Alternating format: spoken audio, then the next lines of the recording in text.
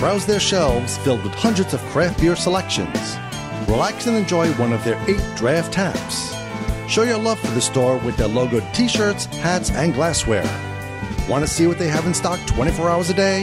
Check out their website at www.brownmountainbottleworks.com. We'll see you there.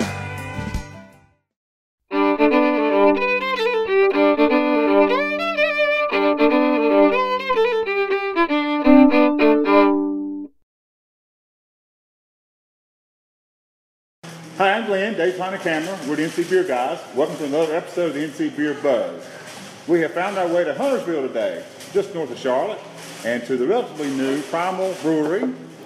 And we are on Old Statesville Road at 16432 Statesville Road. So give us some geography. Where is that in relation to Cornelius, Huntersville? We're right on the main drag, right? Go ahead. We're on the main street for Huntersville and Old Cornelius and Davidson. And Cornelius is literally one traffic light up. Oh, so we're south of Old Cornelius. Yeah. Okay. Yeah, exactly. Right. And we're maybe a half a mile or a mile and a half north of downtown Huntersville on Old Statesville. This is David Hoyle, the CEO, and Ray Steimel, the COO. Correct, COO. And these are the brewers, founders, the heart of Primal Brewing. And we'll get into a little bit about what they came to do here and how they're going to do it and what they got in plans for us. So thanks for having us in, the guys. We appreciate it. Appreciate so you. much. Thanks for coming up. A beautiful place. You've got to make your way in here if you get anywhere near it. Now, you've got some drinking options in the area, so they're not the only game in town, but they're really doing it right, and you're going to really love it if you get a chance to be in here. So how did we come to be Primal Brewing? You guys were brewers at home, buddies? How did it happen? I never met this guy before in my life. And he just had the money and the brains, or right? Yeah, that's how it went down. No, I used to coach. David's daughter played soccer with my daughter. I coached the kids for 8 years. Oh God, years longer. So David and I met on the soccer field. So you were the soccer dad. Yep. And he was the coach. Correct. And you kind of developed a little relationship there. Right. So that's where we met, and as time went on, David said, "Hey, let's brew some beer," and I was like, "No, not interested." You had never brewed. I'd never brewed. I had never brewed either. So, but you had. But I'm from the West Coast, so I was, dyed in the wolves here in Nevada, Lagunitas. Craft beer was, I was not a Bud Light or a Budweiser drinker at all. And at that time, you were having some problem finding things you liked, I guess, here local. Yeah, this was probably 4 years ago. At that point, I can't keep track anymore. You've come so far. Well, yeah, I think it was 4 years ago, and at that time, I think OMB was the only player on in town. I think OMB had just gotten into Earth Fair and was doing growlers and stuff at So Earth it's just Fair. starting to be available. Right. Yeah. My brother-in-law had brewed beer in the early '80s, and I remember, probably mid-'80s, and I remember going over to his house. It was just a disaster. The place, it was just buckets of garbage everywhere and all that. And Dave was like, "Let's brew beer." I'm like, "Nah, I'm not interested." So we've talked about it a couple more times, and we're like, And he was "Let's do it." persistent.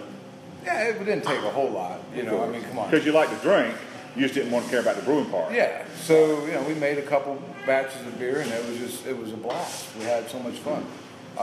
They grew into a big social event where all of our friends would come in. They would try to name beers. They would drink the beer. Encourage you to do different styles, and somebody thought, "I like this kind of beer. Can you make one of those for us?" You should do this. You should do that. We had bottling parties, kegging parties. What was just Ray and I sitting out, cooking out, and brewing some beer, it became 20, 30 people in the garage and in the dining room. And was that local here in town? Yeah. Or okay, yeah, so this is we kind both of live local in people here now. Yeah. Oh yeah. So at some point you decided there could be more to this than homebrew social time. Right? I think we had a few too many beers. This is not homebrew style. We'd had a few too many beers, and Ray said, "In 60 days, I'm opening a brewery." Here's how it happened. You really stepped up. Now, here's how it happened. We had been brewing all the time, but every weekend we ran out of beer. Okay. We like to drink beer. Because everybody would come drink all the beer. It'd be gone. So one day we said, let's go for a Saturday. Let's see how much beer we can brew in a day. let's just go for it. So and we don't started. drink it all up in one day. Right. Let's see if we can brew enough. That would have been the intention.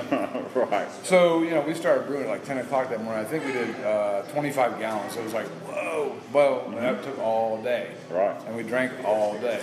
And then we were sitting around the fire at the end of the night, and I'm like, yeah, what? We've been so good, we might as well do a brewery. We need to open a damn brewery.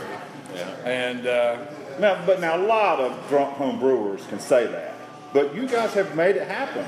So what was the real transition from that point to the reality here? We're both entrepreneurs. We're both businessmen. Ray's had general contracting business prior to going full time at the brewery.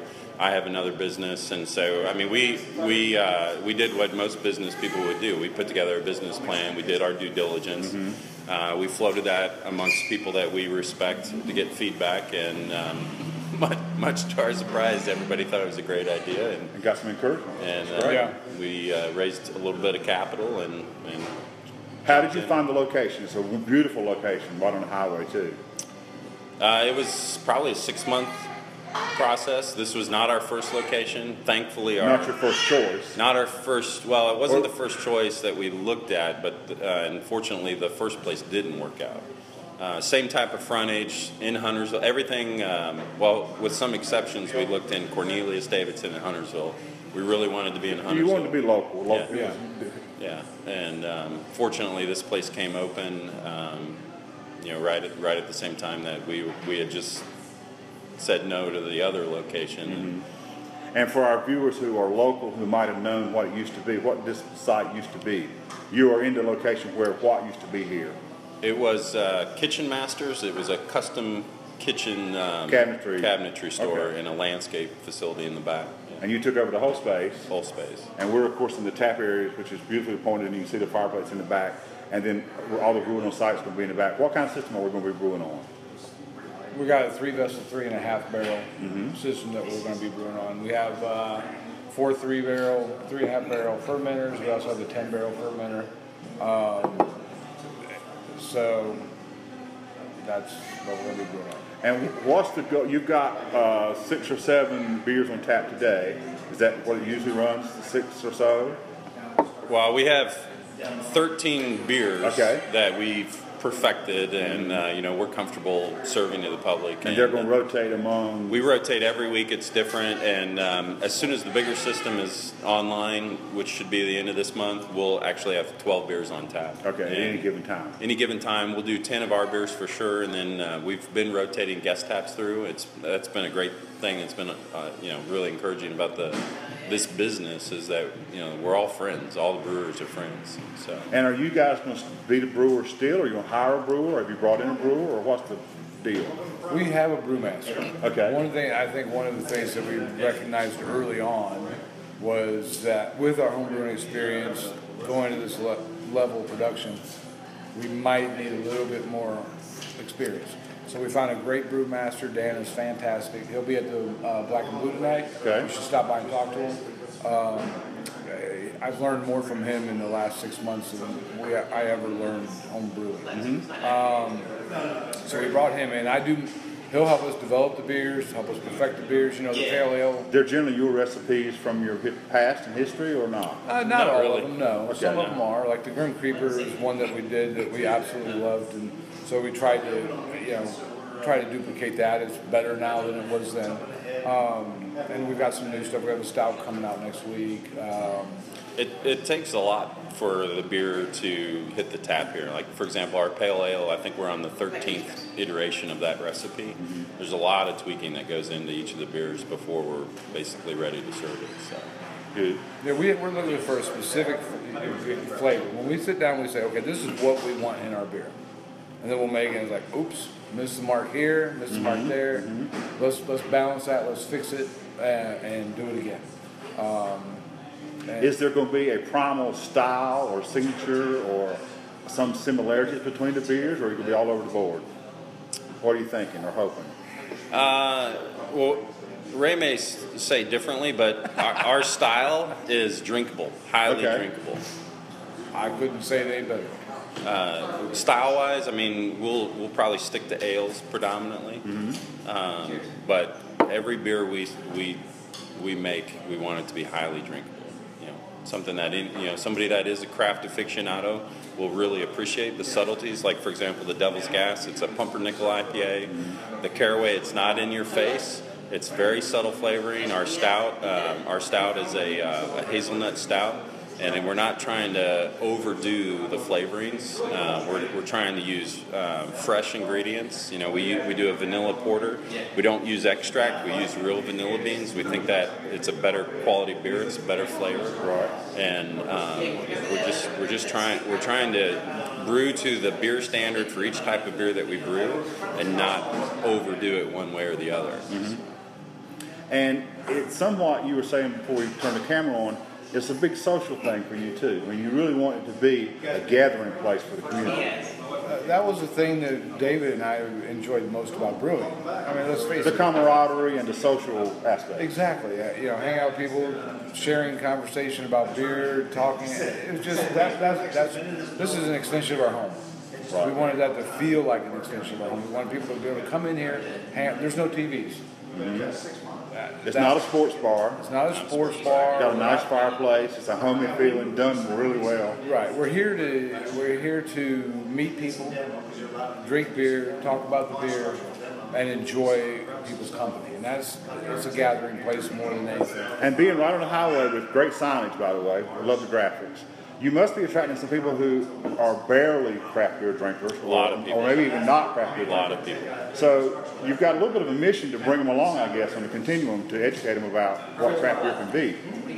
Yeah. Hey Jim, can you hand me the cap thing? Yeah, a big part. It's been interesting for us being in here. Only about 20%, 20 to 30% of our. Thank you. Of our.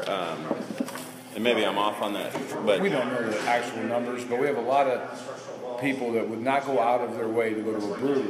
They wouldn't find a brewery in an industrial complex in the back corner somewhere. Right. Exactly. But because you're on the highway, easy accessible, they see the sign, they stop in, let's see what this is all about. What's going on? So one of the things that we've figured out here in the last couple of months is that we have to go out of our way to educate the consumer.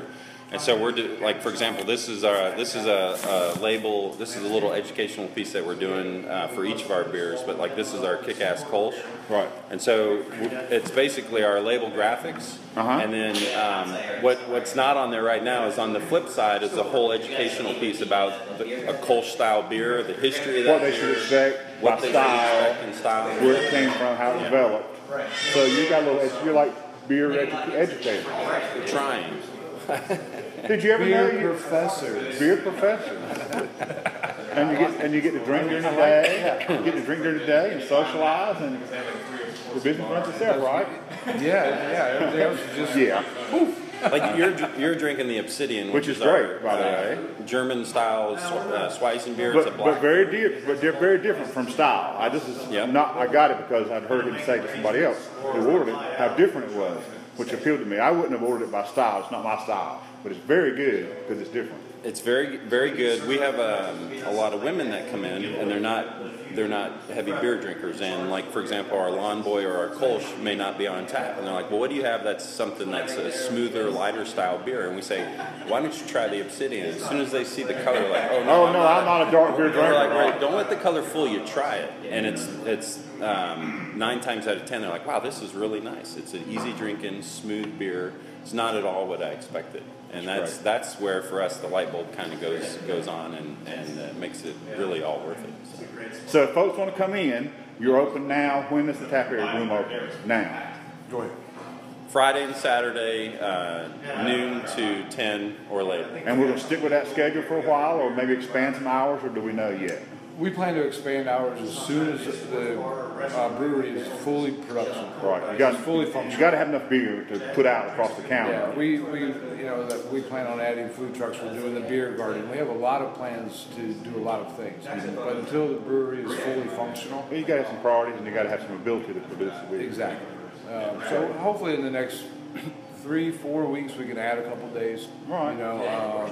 But for now, if you're on Old Statesville Road and see the sign on Friday night or Saturday, stop in and give these guys a shot. Just follow the traffic. Follow the traffic. And ask for Ray. He's the pretty one. Dave is the brains of the operation, or so I was told. And you won't be disappointed. Until next time, thanks for having us in, guys. Thank you. Thanks for coming. I'm Glenn, Dave's behind the camera. This is NC Beer Guys. Remind you to drink local and keep your beer dollars in North Carolina.